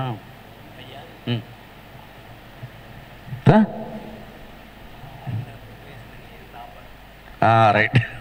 இல்லை எந்தெல்லாம் கேட்டுக்கணும்ல. அப்புறம் இந்த செவ்வாய் இந்த மாதிரிலாம் இருந்தாக்க கெட்டு போயிடும். சதய நட்சத்திரத்திலிருந்து மாந்தி பார்த்தால் கெட்டு போயிடும். அந்த ஜாதகத்துக்கு தான் லக்னாதிபதி கெடாமல் இருக்காரா, மறுபடியும் தப்பிச்சு நல்லா வாழ்வானா அப்படிங்கிறது அப்புறம் தான் லக்னாதிபதிக்கு போகணும்.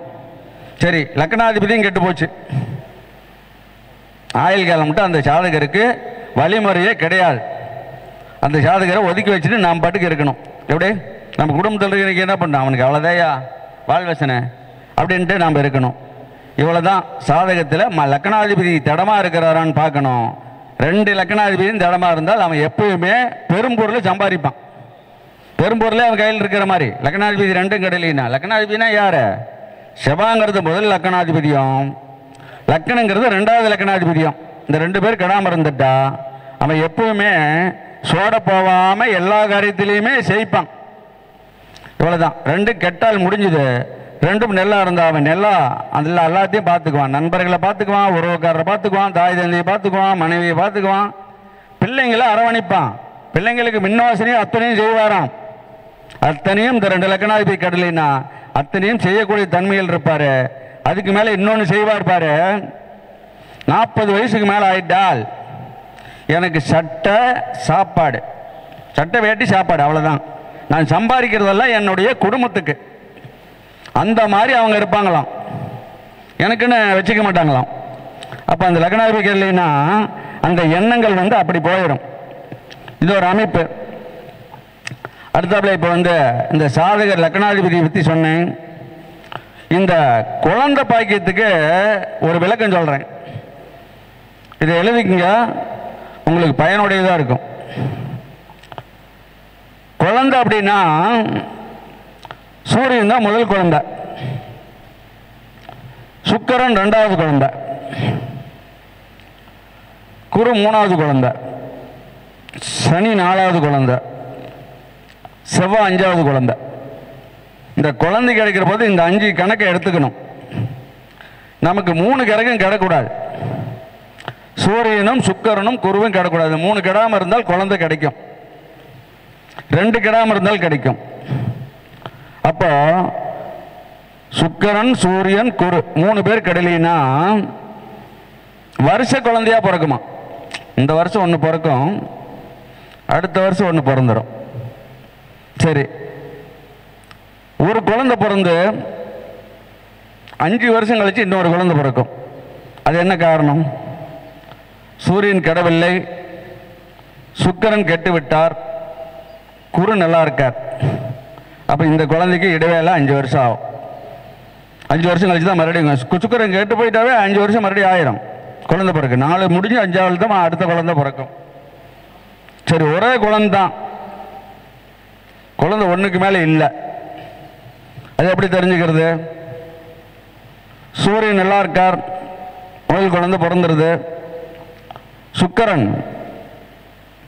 கெட்டு போயிட்டார், குருவும் கெட்டு போயிட்டார், சனியும் கெட்டு போயிட்டார், செவ்வாயும் கெட்டு போயிட்டார். இந்த கெடுறதுக்கு தான் முதல்ல சொல்லிவிட்டேன், அந்த 6 கிரகத்தை டச் பண்ணிக்கணும்னு. திரும்ப திரும்ப அதை வந்து ஞாபகப்படுத்துகிறேன். அவங்க 4 பேர் கெட்டு ஒரு 1 நல்லா இருந்தால் ஒரு குழந்தைக்கு மேலே இல்லை, குழந்தையே இல்லை. அதுக்கு என்ன காரணம்? சூரியனும் கெட்டு போயிட்டார். சூரியன் சுக்கிரன் 3 பேர் கெட்டு போனால் குழந்தை இல்லை, 2 ஜாதியிலும் கெட்டு போனால் குழந்தை இல்லை. அதை தான் பொருத்தம் போடும்போது கவனிக்கணும்னு நான் இப்போ சொன்னேன். ஒரு 14 வருஷமாக ஒருத்தர் குழந்தை இல்லை, அந்த நிலை ஏன் உருவாக்குது? நம்ம சோசியம் பொருத்தம் போடும்போது எங்கே போகிறோம்? அதை தவிர்த்து நமக்கு என்ன வேலை? கவனிக்கணுமில்ல. மகேந்திரம் சிறிய தீர்க்கம் இருந்தால் குழந்தை பிறந்துடும் நினைக்கிறது தப்பு. இந்த 3ஐயும் பார்க்கணும். சூரியன் சுக்கிரன் குரு 3 பேர் தான் குழந்தை. இந்த 3 பேர் 2 ஜாதியிலும் கெட்டு போனால் வேலை முடிஞ்சுது அப்படிங்கிறத நீங்கள் எடுத்துக்கங்க, தப்பு வராது. அதுக்கு அடுத்தாப்புல உடன்பிறப்பு. ஒரு ஜாதகத்தை கையில் எடுத்தோன்னா ஒரு மூத்தவரா இளையவரா கடைசி ஆளா இல்லை ஒரே பையனா எப்படி கண்டுபிடிக்கிறது? ஒரு சாதாரண கணக்கு. புதனும் சூரியனும் கெட்டுவிட்டால்,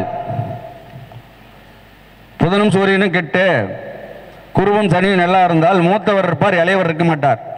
இவன் தான் கடைசியாக இருப்பான். அப்போ குரு சனி கெட்டு போச்சு, புதனும் சூரியனும் கெடவில்லை, இவன் மூத்தவனாக இருப்பான், இளையவங்க இருப்பாங்க. சரி, சூரியன் புதன் குரு சனி 4 பேரும் கெட்டு போயிட்டார், ஒரே பையன். இப்படி நம்ம சாதகத்தை எடுத்தோன்னா நாம் இதை கண்டுபிடிக்கணும். இதை வந்து அவங்க கேட்க மாட்டாங்க, நாமளே கண்டுபிடிச்சி அனுபவத்தை கொண்டு வரணும். நம்ம கேட்டோம்னா சொல்லுவாங்கல்ல, இப்போ புதனும் சூரியனும் கெட்டிருக்குது, சனியோ இல்லை குருவோ நல்லா இருக்கிறாங்க, மூத்தவர் இருப்பாரு அப்படின்னு சொன்னோம்னா ஆமாம்பாங்க. இளையவர் இருக்க மாட்டான்னு சொன்னால் அதுக்கு ஆமாம்பாங்க. அப்போ நம்ம ஆராய்ச்சி கொண்டு வரோம், நாமளே அதில் ஆராய்ச்சி பண்ணி எடுத்துக்கிறோம் அந்த மாதிரி. அதுக்கப்புறம் சனி திருவாதிரை வாங்கி மிதுனத்தில் உட்கார்றார். அண்ணனும் இல்லை தம்பியும் இல்லை, எழுதிங்க தப்பே வராது. சனி திருவாதிரை மிதுனத்தில் இருக்கிறார், தம்பி இல்லை அண்ணன் இல்லை, ஒரே பையன்தான் அப்படின்னு சொல்லலாம். தனுசு லக்கணம், சனி சதயத்தில் இருக்கார் அல்ல மாந்தியோடு இருக்கார். மூத்தவனும் இல்லை இளையவனும் இல்லை சொல்லு. விருச்சிக லக்கணம், சனி சதயத்திலே மாந்தியோடு இருக்கார், மூத்தவனும் இல்லை இளையவன். இந்த 3 சப்ஜெக்ட் எடுத்துங்க. மூத்தவன் இல்லை இளையவன் இல்லைங்க தான்னு சொன்னோம்னா இல்லைன்னு சொல்ல மாட்டாங்க. இந்த நட்சத்திரம் தவறு பண்ணதுங்கிறத தெரிஞ்சுக்கிறதுக்கு இது ஒரு அமைப்பு. அதே சமயத்தில் அவங்க இல்லைன்னு சொன்னாங்கன்னா அது உறுதிப்படுத்துறது இல்லை, அது ஒரு நிலைப்பாடு. இதில் எடுத்துங்க, ஒரு ஜாதகத்தில் தாத்தா சொத்து இருக்குதா இல்லையா, எதை பார்த்து தெரிஞ்சுக்கிங்க? எல்லாரும் 5ஆம் இடத்தை எடுக்கிறீங்க, 5ஆம் இடம் இல்லை, சூரியன் தான் தாத்தா சொத்து, சூரியன் தான் தாத்தா. மேஷத்துக்கு 5ஆம் இடம் தான் பாட்டன் சொத்து. சூரியனோட மாந்தி இருக்கார் அல்லது சூரியன் சதய நட்சத்திரத்தில் இருக்கார். சதய நட்சத்திரம் வாங்கினீங்க சூரியனை பார்க்கிறார், சதய நட்சத்திரம் வாங்கினீங்களோட சூரியன் இருக்கிறார். என்ன ஆகும்? தாத்தா இருக்க மாட்டார், பொருள் சொத்து இருக்காது, முதல் குழந்தை இருக்காது, பங்காளிக்கு உதவி இல்லை, குலதெய்வம் வேலை செய்யாது, அரசு வேலை கிடையாது, அரசியலுக்கு போனால் செல்லாது, ஊரை விட்டு வெளியே வந்துடுவார். இவர் மறுபடியும் உள்ளூர் போக மாட்டார், பையன் போக மாட்டான், பேராண்டியும் போக மாட்டான். சூரியனோட மாந்தி சேர்ந்தா என்னென்ன நடக்குது? இவங்க 2 பேர்த்த வச்சு தான் சீட்டாடுற மாதிரி எல்லாம் சொல்லிக்கிட்டு இருக்கிறேன். மாந்தி சதய நட்சத்திரம். அப்போ குருவுக்கு சொன்னேன் அப்பா மேலே வீடு இல்லைன்னு. புதனோட மாந்தி சேர்ந்தாலும், புதன் சதய நட்சத்திரம் ஆனாலும் தம்பி இல்லை, சனி சதய நட்சத்திரம் ஆனாலும் மாந்தியோட சேர்ந்தாலும் அண்ணன் இல்லை, சுக்கிரன் சதயத்தில் இருக்கார் இல்லை மாந்தியோடு இருக்கார், பெரியப்பா இல்லை, கணவன் மணி பிரியருக்கு சூழ்நிலையை உருவாக்கிடும்.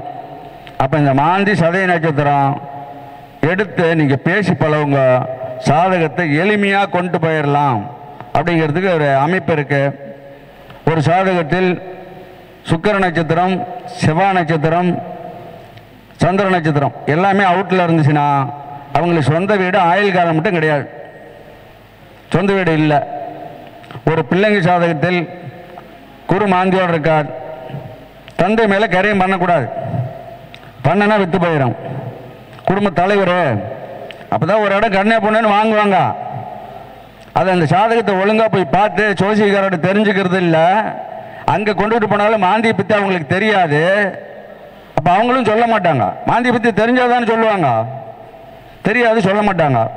அப்போ தந்தை மேலே அந்த ஒரு இடத்தையும் கரையும் பண்ணி அந்த ஒரு இடமும் கை விட்டு போயிடும். அப்போ மாந்தி குருவோடு இருந்தாலும் சதய நட்சத்திரம் மாந்தி இருந்தாலும் அப்பா மேலே கரையும் பண்ணாதீங்கன்னு சொல்லணும். கரையும் பண்ணிருந்தால் மாற்றி எழுதுன்னு சொல்லணும். கூட்டு கரையமாக பண்ணனால் தப்பு இல்லை, தப்பிச்சுக்கும். ஆனால் தனிப்பட்ட முறையா தந்தை மேல் கரையம் பண்ணக்கூடாது, அப்படி ஒரு அமைப்பு இருக்கு. செவ்வாய் நட்சத்திரத்தில் சனி இருக்கார், மாந்தி பார்க்கிறார். செவ்வாய் நட்சத்திரத்தில் சனி இருந்தால் சொத்து இருக்கும், பாட்டி சொத்து, அம்மாளுடைய அம்மா சொத்து. மாந்தி பார்த்தால் இருந்து விற்கும். அப்போ நம்ம என்ன சொல்லணும்? சொத்து இருந்து வித்துச்சான்னு கேட்கணும். அவங்க ஆமான்னு தான் சொல்லுவாங்க. அப்போ இதை நம்ம அனுபவத்துக்கு கொண்டு வர்றோம். சாதகத்தை நம்ம சொல்லி சொல்லி அனுபவத்துக்கு கொண்டு வரோம். நம்ம தயாராகிறோம் சாதகத்தை சொல்லி. அது நம்ம பயிற்சி எடுத்துக்கணும். நானும் சொல்லித்தர்றேன்ல, நீங்கள் பயிற்சி எடுத்துங்க. தப்பு வந்தால் எனக்கு கேளுங்க, நான் அதுக்கு விளக்கம் சொல்கிறேன். அதேமாரி ஒரு பூர்வீகத்தை பற்றி நான் சொன்னேன். அதேமாரி சொந்த தொழில், ஐயா சொந்த தொழில் பண்ணலாமா? இதில் நிறைய பேர் இதில் ஏமாந்துடுறாங்க. நீங்கள் இதை பயிற்சிக்கு எடுத்துங்க. சொந்த தொழில் கேட்டால் சனியும் 10ஆம் இடமும் கெட்டு போனால் சொந்த தொழில் பண்ண சொல்லாதீங்க. சொல்லிவிட்டீங்கன்னா அதோட பெரிய குற்றம் எதுவும் இல்லை. 5 லட்ச ரூபா கடன் பண்ணிக்கோ, அதுக்கு நாமளே காரணமாயிருப்போம். சனி திருவாதிரை மாந்தியோடு இருக்கார். லக்னத்துக்கு 10 கூடையவர் ஏதோ பாவகரங்கள் தொடர்பில் இருக்கு. இப்படி இருக்கிற போது 8ஆம் இடம் கெட்டிருக்கும். 8ஆம் இடம் தானே லாபம், அது கெட்டிருக்கும். அப்போ அவங்கள போய் சொந்த தொழில் பண்ண சொன்னால் என்ன ஆகும்? அது அவங்க என்ன பண்ணுவாங்க தெரியுமா? பணம் கொஞ்சம் வாங்கி வச்சிருக்கிறியா, சொந்த தொழில் பண்ணலாம்னு பணம் கேட்டு கொஞ்சம் வாங்கி வச்சிருக்கிறேன், கையில் கொஞ்சம் இருக்கு அப்படின்னு சொல்லுவாங்க. இவங்க உடனே ஜோசியக்காரர் என்ன சொல்லணும்னா, சாதகத்தை பார்த்து சாதகத்தில் அமைப்பு இருக்குதான்னு சொல்லணும். அது சொல்றது இல்லை. ஜோசி சொந்த தொழில் பண்ணுறதுக்குன்னே வந்திருக்கிறான், இல்லைன்னு சொன்னால் வருத்தப்படுவான். என்ன சரி பண்ணியா நல்லா இருக்கும். அவன் என்ன பண்ணுவான், 3 வருஷத்தில் 5 லட்சம் ரூபாய்க்கு கடன்காரன் ஆயிடுவான். அப்போ அந்த கடன் அவன் ஆகிறதுக்கு ஜோசியக்காரர் நாம் காரணமாக இருக்கிறோம். எவ்வளோதான் என்னதான் அவன் கேட்டாலும், ஜோசியம் பார்க்க வர்றீங்க, நம்மளுடைய புள்ளியிலிருந்து நவரக்கூடாது. பண்ணாதையா, கடனாளி ஆயிடுவியா. 15 இருந்தால் அவங்கக்கிட்ட கொடுத்துட்டு சம்பளத்துக்கு வேலைக்கு போவையா சொல்லணும். நாம் புரியுதா? அவங்கள திருத்தி அனுப்பணும். அதெல்லாம் நம்ம ஜோசிய தர்மம். அறியாமல் வர்ற அவங்களுக்கு வழிகாட்டியா ஜோசியர் இருக்கணும். இதெல்லாம் நம்ம கற்று வச்சுக்கணும். அதே மாதிரி இப்படி நிறைய விஷயங்கள் இருக்கு. 100 ஜாதகம் இருந்தால் 80 ஜாதகம் கடனாளி ஜாதகமாக இருக்கு. அதுக்கு என்ன காரணம்? முன்னோர்கள் தோஷம். அதே மாதிரி இந்த கல்யாணம் ஆகாதவங்களுக்கு ஒரு வைத்தியம் என்ன அப்படின்னா, முருகன் கோயிலில் பௌர்ணமி தவறாமல் செவ்வரளி மாலை போட்டு அர்ச்சனை பண்ணணும். கல்யாணமே ஆகாத இருக்குது, 30 வயசாகி கல்யாணம் ஆகலை. அதுக்கு 3 மருந்து நான் சொல்கிறேன், அது செய்ய சொல்லுங்க. அவங்களுக்கு யோகம் இருந்தால் அதன் மூலயமா கல்யாணம் ஆகும். பௌர்ணமி தவறாமல் செவ்வரளி மாலை முருகனுக்கு போட்டு ஜாதகர் பேருக்கு அர்ச்சனை. குரு பகவானுக்கு தட்சிணாமூர்த்திக்கு 20 நாளைக்கு ஒருக்கா வியாழக்கிழமை நெய்தீபம் போட்டு அவருக்கு உகந்த பூவு கொஞ்சம் கொண்டு கொடுத்து ஐயர்கிட்ட கொடுத்து அவர் மேலே போட சொல்லணும். போட சொல்லி நெய்தீபம் போட்டு சாதகருக்கு பேருக்கு அர்ச்சனை பண்ணிக்கணும். 3வது சப்ஜெக்ட், பிள்ளையாருக்கு விடவே கூடாது. பிள்ளையார் வழிபாட்டை வருஷத்தில் 2 தரம் கல்யாணம் ஆக மட்டும் 2 தரம் பூசை கொடுக்கணும். எப்படின்னா, கொள்ளு தனியாக வேவிச்சுக்கணும், சுண்டல் தனியாக வேவிச்சுக்கணும். வேவிச்சு ஒன்றா கலந்துக்கணும். பொங்கல் இனிப்பு சாதா பொங்கலோ கொஞ்சம் வச்சுக்கணும். அமாவாசையிலிருந்து 5வது நாள் பிள்ளையாருக்கு ஒரு அர்ச்சனை, குடும்ப அர்ச்சனையாக பண்ணணும். குடும்பமே போய் நின்றுக்கணும், கூட்டமாக நின்று குடும்ப அர்ச்சனையாக பண்ணி அந்த பிரசாதத்தை எல்லாத்துக்கும் நிறைவாக கொடுக்கணுமா. அவன் வாங்குறவன் இவ்வளோ கொடுத்துட்டாங்களே நினைக்கிறமா, அந்த மாதிரி நிறைவாக கொடுக்கணுமா. அப்போ அதுக்கப்புறம் பிள்ளையாருக்கு மாதம் 2 முறை, அமாவாசையிலிருந்து 5வது நாள், பௌர்ணமியிலிருந்து 5வது நாள் தண்ணி ஒரு கூட ஊற்றி தேங்காய் எண்ணெயில் விளக்கு போடணும். 2 திரி போட்டு. இந்த 3ம் திருமண தடைக்கு சரியான வைத்தியம். இதை நிறுத்தாமல் செய்யணும். இப்போ இதெல்லாம் எப்போ செய்யணும்? 25க்குள்ள ஆரம்பிக்கணும். 30க்கு மேலே போனோம்னா அது தொந்தரவு. அதுக்குள்ளே நம்ம சொல்லி அவங்களுக்கு விளக்கம் சொல்லிடணும். இது ஒரு அமைப்பு. அதுக்கு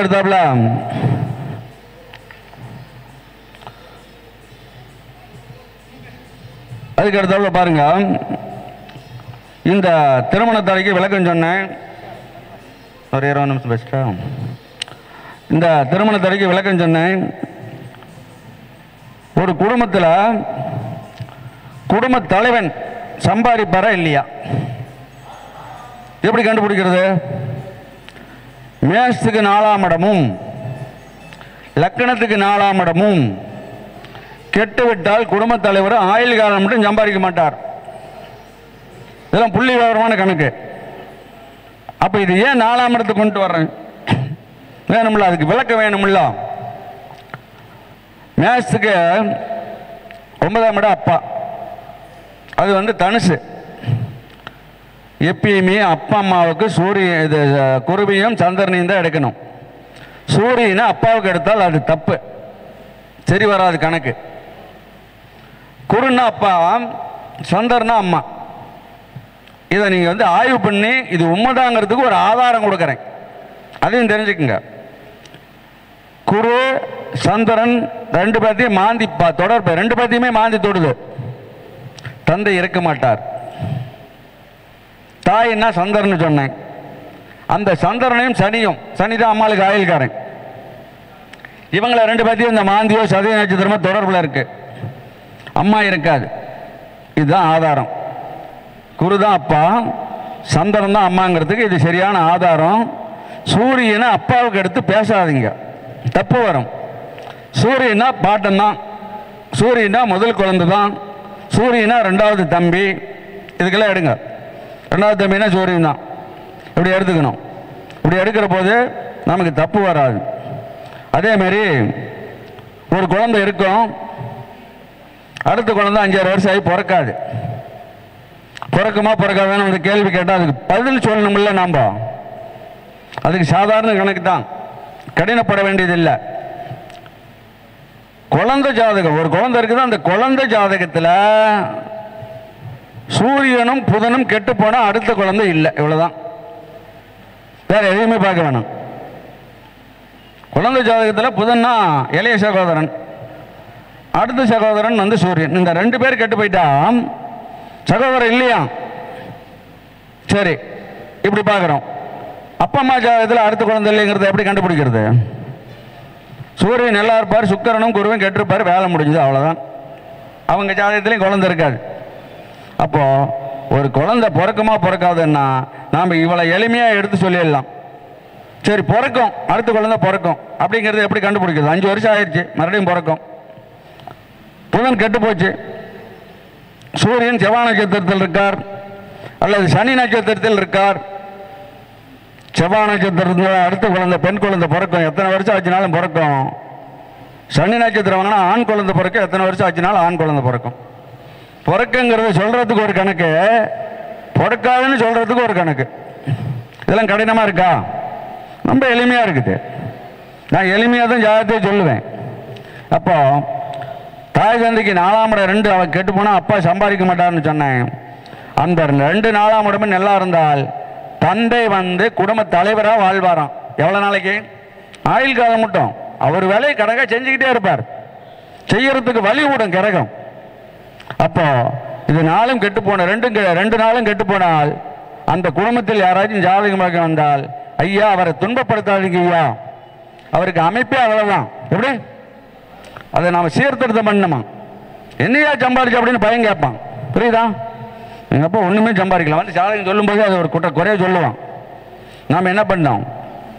ஜாதகத்தில் இல்லையா, இருந்ததையே சம்பாதிப்பாரு அப்படின்னு சொல்லி அதை அந்த குடும்பத்தை சால்வ் பண்ணணுமா, அப்படி நாம் சொல்லி பழகணும். அதுக்கு அடுத்தாப்புல 2 4ஆம் இடம் நல்லா இருந்தால் தந்தை குடும்ப தலைவராக இருப்பார், அந்த தலைமை பொறுப்பு ஆயுள் காலம் மட்டும் இருக்கும். 2 4ஆம் இடம் கெட்டு போனால் தலைமை பொறுப்பை இழந்து ஏதோ வாழ்றார், அப்படி இருப்பாராம். அப்போ 2 8ஆம் இடம் கெட்டு போயிட்டால் சாதகர் லைஃப் லாங் பெரும் பொருளை சம்பாதிக்க முடியாது. சாதகருக்கு ஒரு விளக்கம், இந்த சேமிப்புன்னு அந்த சேமிப்புக்கு 4 கணக்கு கொடுக்குறேன். மேத்ஸுக்கு 8, லக்கணத்துக்கு 8, இந்த 2 8 கெட்டு போச்சு, சாதகர் லைஃப் லாங் சம்பாதிக்க மாட்டார். இது வந்து சாதகருக்கு. இது 2 கெடல, எப்பயுமே பொருளாதாரத்தில் மேல்மை பெற்றிருப்பார் சொல்லலாம். சரி, மனைவிக்கு கையில் சேமிப்பு இருக்குமா? மாமனாரோடு உதவுவாங்களா? சுக்கரன் எடுத்துக்குங்க. லக்கணத்துக்கு 2ஆம் இடம், மேத்ஸுக்கு 2ஆம் இடம், 2ஆம் இடம் கெடாமல் இருந்தால் மாமனாருடைய உதவி உண்டு. மனைவி கையில் 10 பைசா எப்பயுமே இருக்கும். ஒரு செல்வாக்காக இருக்குமா, பொருள் இல்லாமல் இருக்காதான், சேமிப்பு இருக்குமா மனைவி கிட்ட.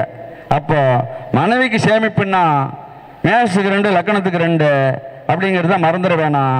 அந்த 2ஆம் இடம் கெட்டு போனால் மாமனார்ட்டுக்கு நாம தான் போய் 15 கொடுக்கணும், அவங்க கொடுக்குற மாதிரி இருக்க மாட்டாங்க.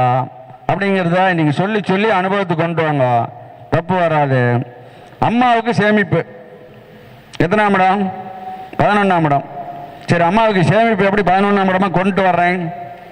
மேத்ஸுக்கு 4 அம்மா, அதிலிருந்து மேத்ஸுக்கு 4 அம்மானா கடகம், அதிலிருந்து 10ஆம் இடம் தொழில் வந்து மேஷம், அதிலிருந்து 11 லாபம், அது சனி கும்பம். அப்போ 11ஆம் இடம் தான் அம்மாளுக்கு சேமிப்பு. 2 11 கெட்டு போச்சுன்னா அம்மா அரைக்காசு கையில் இருக்காது. 2 11ஆம் இடம் நல்லா இருந்தால் அம்மா ஆயுள் காலம் மட்டும் 10 பைசா செல்வாக்காக இருக்கும். அப்போ 4 பேர்த்துக்கு சேமிப்பு எப்படி இருக்கும் இருக்காதுன்னு சொல்லியிருக்கிறேன். இதெல்லாம் ஜாதகத்தில் அவங்க கேட்டால் தான் சொல்லணுங்கிறது இல்லை, கேட்காதே சொல்லி சர்வீஸுக்கு கொண்டு வரணும். அப்படி கொண்டு வந்தீங்கன்னா அவ்வளோ நல்லது. அதுக்கு அடுத்தாப்புல இன்னொரு முக்கியமான சமாச்சாரம், மாசமாக இருக்கிறாங்க, ஆண் குழந்தை பிறக்குமா பெண் குழந்தை பிறக்குமா இந்த கேள்வி வரும். அதுக்கு சரியான பதில் சொல்லணும். சூரியன் தான் முதல் குழந்தைன்னு சொன்னேன். இதை மார்க் பண்ணிக்கங்க, பயிற்சிக்கு எடுத்துங்க. குழந்தை பிறக்கிறதுக்கு கேட்டால் அழகாக சொல்லிடலாம். சூரியன் சனி நட்சத்திரத்தில் இருந்தால் முதல் குழந்தை ஆண் குழந்தை. சூரியன் சனி நட்சத்திரம் பெற்றிருந்தால் முதல் குழந்தை ஆண் குழந்தை. சூரியன் சனி நட்சத்திரத்தில் இல்லை, சனி நட்சத்திரம் வாங்கின கிரகம் சூரியனை பார்க்குது, ஆண் குழந்தை பிறக்கும். இது 2 பாயிண்ட் தான். ராசியில் தெரியவே இல்லை, ராசியில் ஆண் குழந்தைய பெண் குழந்தைய தெரியல. சனி நட்சத்திரம் வாங்கின கிரகமும் சூரியனை பார்க்கல, சூரியனும் சனி நட்சத்திரத்தில் இல்லை. அமசத்துக்கு போகணும். அமசத்தில் பார்வை இருக்குதுங்கிறத முன்ன தெரிஞ்சுக்குங்க. அமசத்தில் பார்வை இருக்குதுன்னு நீங்கள் ராசியில் என்ன பார்வை எடுக்கிறோமோ அந்த பார்வை அத்தனையும் அமசத்தில் இருக்கு, இதில் நூலில் இருக்காது. நீங்கள் எடுத்து பயிற்சி கொண்டு போங்க, கண்டிப்பாக அதில் நிறையா விளக்கங்கள் சொல்லலாம். இப்போ சனி பகவானை வந்து சூரிய பகவானை வந்து அமசத்தில் சனி நட்சத்திரம் வாங்கின கிரகம் குரு சனி நட்சத்திரத்தில் இருக்கார் ராசியில். ராசியில் சூரியனை பார்க்கல, அமசத்தில் 5ஆம் பார்வையை பார்ப்பார். அப்போ ஆண் குழந்தை பிறக்கும். அமசத்தில் பார்வை இருக்குதுங்கிறத நம்ம எடுத்துக்கணும். அது இல்லாத சூரியன் செவ்வாய் நட்சத்திரம், அபிட்டம் சித்திரம் மிருகசீரி எதுலேயும் ஒன்று இருக்கார். அவங்களுக்கு பெண் குழந்தை தான் முதல்ல பிறக்கும், மறக்கவே கூடாது. இதை நீங்கள் கண்டுபிடிக்கிறது எப்படின்னா, ஒரு குடும்ப ஜாதகம் வருது, ஒரு பெண் ஒரு ஆண் பிறந்திருக்கிறாங்க அவங்க வீட்டில். அந்த ஜாதகத்தை கொண்டு வந்து நம்மகிட்ட பார்ப்பாங்க. அந்த அவங்க அப்பா அம்மா ஜாதகமும் வரும். அப்படி இருக்கிற போது அந்த தந்தை சாதகத்திலேயோ தாய் சாதகத்திலேயோ முதல் குழந்தை அவங்களுக்கு ஆண் குழந்தை பிறக்கும். அந்த சூரியன் சனி நட்சத்திரத்தில் இருக்கிறாரான்னு பார்க்கணும். அப்போ நான் சொன்னது அங்கே வந்துடும்ல, அதை பார்த்து அனுபவத்துக்கு கொண்டு வரணும். எப்படி அந்த குடும்ப ஜாதகத்தை பார்க்குற போது இதை அனுபவத்துக்கு கொண்டு வந்துடணும். அப்போ சனி நட்சத்திரம் சூரியன் வாங்கினா ஆண் குழந்தை, செவ்வாய் நட்சத்திரம் வாங்கினா பெண் குழந்தை, சுக்கிரன் 2வது குழந்தை, சனி நட்சத்திரம் 2வது குழந்தை ஆண் குழந்தை, செவ்வாய் நட்சத்திரம் வாங்கினா 2வது குழந்தை பெண் குழந்தை. இப்படி குழந்தைக்கு சனியும் செவ்வாயும் வச்சு நீங்கள் பேசுங்க, ரைட்டா? வேற எதுவும் எடுத்துக்க வேணாம், நம்ம ஈஸியாக கண்டுபிடிக்கலாம். இதுபோல் அந்த ஒருத்தருக்கு வந்து இப்போ தம்பிக்காரனுக்கு வீடு இருக்குதா அப்படின்னு கேட்டதுன்னா, புதன் வந்து செவ்வாய் நட்சத்திரம் இருந்தால் தம்பிக்காரனுக்கு சொந்த வீடு இருக்கும், இல்லைன்னா வாங்குவான். இப்படி இந்த வீட்டுக்கு அப்படியே வருஷப்படுத்தி எடுத்துக்கலாம். அம்மா மேலே சொந்த வீடு இருக்குமா, சுக்கரன் எடுத்துக்கணும். சுக்கரன் செவ்வாய் நட்சத்திரத்தில் சுக்கர நட்சத்திரத்தில் இருந்தால் அந்த அம்மா மேலே வீடு இருக்கும். இப்படியே வருஷப்படுத்தி எந்த உறவு எடுக்கிறோமோ அதுக்கு 4ஆம் இடத்த வீட்டுக்கு எடுத்து நாம் போகணும், அவ்வளோதான். எந்த உறவு எடுக்கிறோமோ இப்போ பாரு, தம்பிக்காரனுக்கு குழந்தையே இல்லை, 2வது தம்பிக்கு குழந்தை இல்லைன்னு சொல்லுவாங்க. 3 கூட பிறந்தவங்க 3 பேர் இருப்பாங்க, 2வது தம்பிக்கு மட்டும் குழந்தை இல்லை. கல்யாணம் பண்ணி 10-20 வருஷம் ஆயிடுச்சு. அது ஏன் குழந்தை இல்லைங்கிறது எப்படி கண்டுபிடிக்கிறது? 2வது தம்பினா சூரியன் வீடு, அதில் 5ஆம் இடமும் 7ஆம் இடமும் 9ஆம் இடமும் 3ம் கெட்டால் அவனுக்கு குழந்தை இருக்காது. இவ்வளோதான் தம்பி. அப்படின்னா எந்த யாருக்கு குழந்தை இல்லைங்கிறது இப்படி தான் எடுத்துக்கணும். குழந்தை இல்லை அப்படின்னாவே பிறக்குமா பிறக்காதான்னு ஒரு கேள்வி கேட்பாங்க, அதுக்கு நம்ம பதில் சொல்லணும்ல. அப்போ நம்ம எப்படி சொல்கிறது? 5ஆம் இடங்கிறது 2வது தம்பியினுடைய சாணம், அதிலிருந்து 5ஆம் இடம் அவனுக்கு குழந்தை. அப்போ 5ஆம் இடம் 7ஆம் இடம் 9ஆம் இடம் 3ம் கெட்டு போயிட்டால் அந்த தம்பிக்கு குழந்தை இருக்காது. சரி, 2வது தம்பிக்கு கல்யாணம் இல்லை, அப்போ என்ன பண்ணோம்? 3 6ஆம் இடத்தை பார்த்தோம்னா 3 6ஆம் இடமே கேது நட்சத்திரம் வரும். கல்யாணம் இல்லைங்கிறத சொல்லிடலாம். ஆனால் இத்தனையும் சொன்னேன்.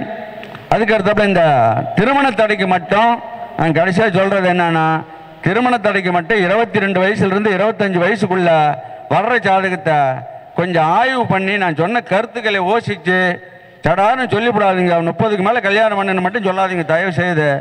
அந்த கிரக நிலையை பார்த்துட்டு அவங்களுக்கு வந்து கல்யாணம் பண்ணுறத வேலையே பண்ணுங்க அப்படிங்கிறத மட்டும் சொல்லுங்க. அந்த மாதிரி சொல்லிவிடாதீங்க. 30 வயசுக்கு மேலே கல்யாணம் பண்ணி பெரும்பாலும் சொல்லிவிடாதீங்க. அது நிறையா பேர் சின்னப்படுறாங்க. அந்த வார்த்தை அப்படி கொண்டு போகுது. நீங்கள் பார்த்தீங்கன்னா ஜாதகத்தில் மூணு 2ஆம் படமும் கெட்டிருந்தா அவங்களுக்கு போய் 30 வயசுக்கு மேலே கல்யாணம் பண்ணி சொல்கிறது எவ்வளோ பெரிய தவறு. அதெல்லாம் சொல்ல வேணாம். அதுக்கு தான் இந்த இவ்வளோ தூரம் நாங்கள் வந்து பெரும்பாலும் இவ்வளோ தூரம் சொல்கிறேன். அதனால் சொல்லிவிடாதீங்க.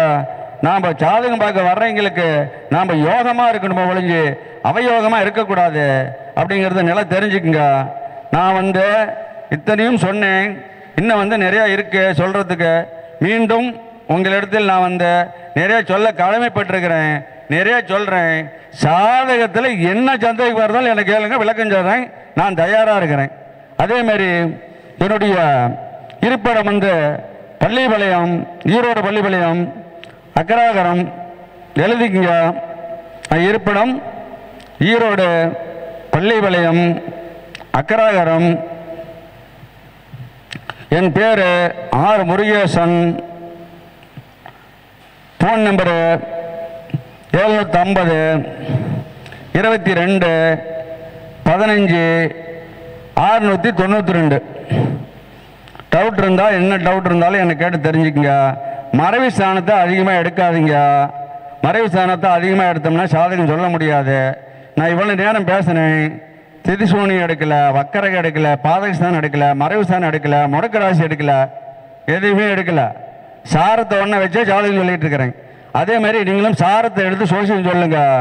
கடினம் இருக்காது, இதெல்லாம் எடுக்கவே தேவையில்லை அப்படிங்கிறத சொல்லி இது வரைக்கும் கேட்ட மக்களுக்கும், இந்த டிவி பார்க்கும் உலகம் முழுக்க இந்த டிவி பார்க்கும் மக்களுக்கும், வெளிநாட்டு மக்களுக்கும், இங்கே கூடியிருந்து நீ கேட்ட மக்களுக்கும் அனைவருக்கும் நன்றி தெரிவித்து, இந்த சங்கத்தை உருவாக்கிய தலைவருக்கும் வீடியோ எடுக்கும் நண்பர்களுக்கும் அனைவருக்கும் நன்றி சொல்லி வணக்கம்.